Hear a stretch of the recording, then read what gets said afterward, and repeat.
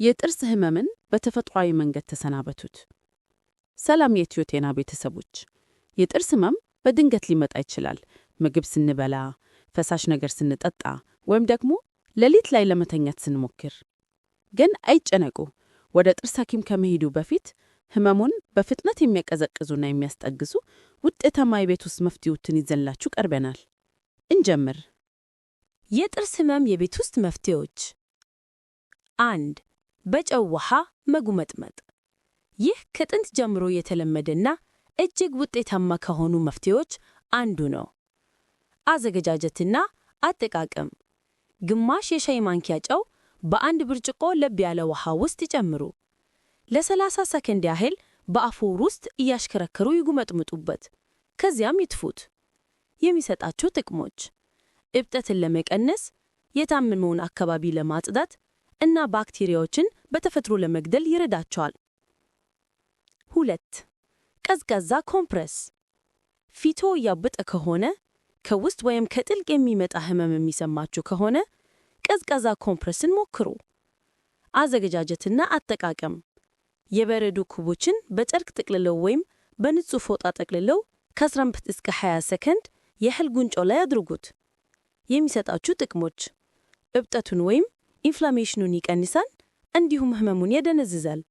በአደጋ ወይም በእብጠት ለተከሰተ የጥርስ ህመም ፍቱን ነው። 3. የቅርንፉድ ዘይት። የቅርንፉድ ዘይት ዩጂኖል የተባለ ተፈጥሯዊ ማደንዘዣ ንጥረ ነገር ስላለው አጠቃቀም። ትንሽ ጥጥ በቅርንፉድ ዘይት ውስጥ ነክሮ ህመም በሚሰማችሁ ጥርስ ላይ በቀስታ ያስቀምጡት።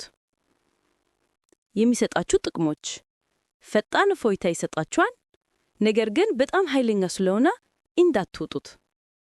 4. የነጭ ሽንኩርት ድልህ። ነጭ ሽንኩርት ለምግብ ማብሰያነት ብቻ ሳይሆን ተፈጥሯዊ አንቲባዮቲክም ነው። አዘገጃጀትና አጠቃቀም። አንድ ፍሬ ነጭ ሽንኩርት ደቁሰው ከጥቂት ጨው ጋር ቀላቅለው ቀጥታ በሚያሟችሁ ቦታ ላይ ያድርጉት። የሚሰጣችሁ ጥቅሞች: በሽታ አምጪ ተዋሲያንን ይዋጋል፣ እንዲሁም በደቂቃዎች ውስጥ ህመሙን ይቀንሳል። 5. የፔፐርመንት ሻይ ከረጢት። የቀዘቀዘ የፔፐርመንት ሻይ ከረጢት የህመሙን አካባቢ ለማደንዘዝ ይረዳል። አዘገጃጀትና አጠቃቀም።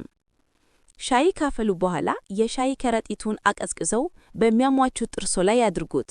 የሚሰጣችሁ ጥቅሞች: መንፈስ የሚያድስና በተመሳሳይ ጊዜ የሚያረጋጋ ነው።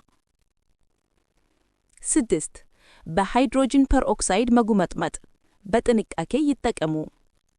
እኩል መጠን ያለው 3% ሃይድሮጅን ፐርኦክሳይድ እና ውሃ ይቀላቅሉ። አዘገጃጀትና አጠቃቀም። ለ30 ሰከንድ ያህል ተጉመጥምጠው ይትፉት። በፍጹም እንዳይውጡት።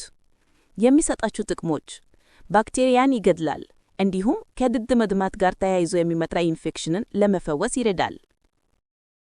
ጠቃሚ ማሳሰቢያ፣ እነዚህ መፍትሄዎች የሚሰጡት ጊዜያዊ እፎይታ ብቻ ነው። የጥርስ ህመሙ ከ2 ቀናት በላይ ከቆየ፣ በጣም ከባድ ከሆነ ወይም ትኩሳት ወይም እብጠት ከታከለበት ወዲያውኑ የጥርስ ሐኪሙን ያማክሩ። ይህን ጠቃሚ መረጃ ለሌሎችም እንዲደርስ ላይክ፣ ሼር እና ኮሜንት ማድረግዎን አይርሱ። ለበለጠ የጤና መረጃ ኢትዮ ጤና የፌስቡክ ገጹን ፎሎ ያድርጉ። ጤና ይስጥልን።